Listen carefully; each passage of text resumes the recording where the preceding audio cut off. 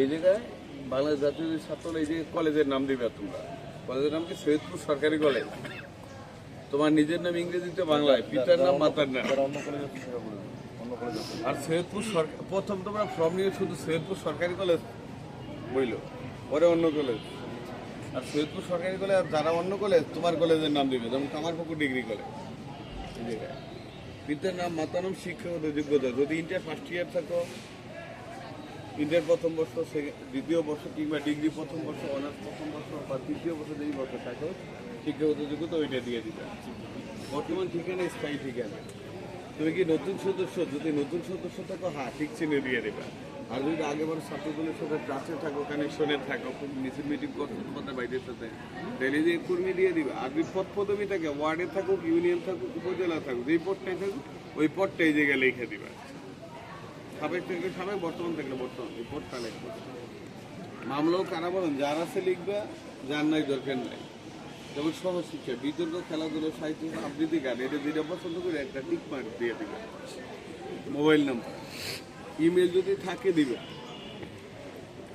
দেখবে এই জায়গার মধ্যে একটা লেখা আছে, যেমন এই জায়গায় সভাপতির সিগনেচার, তোমার সৈয়দপুর জেলার সভাপতি এবং সেক্রেটারি সিগনেচার, তোমার আরমান ভাই এবং আব্বি।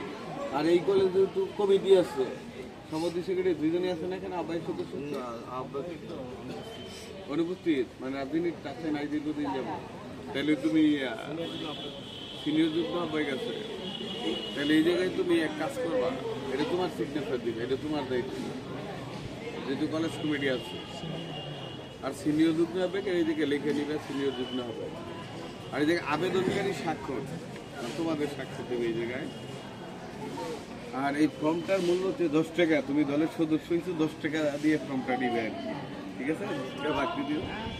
আর দেখো এই জায়গার মধ্যে লেখা আছে যে তোমার এসএসসি বা মেট্রিক পরীক্ষার সার্টিফিকেটের এক কপি ফটোকপি দিবে তোমরা সবাই।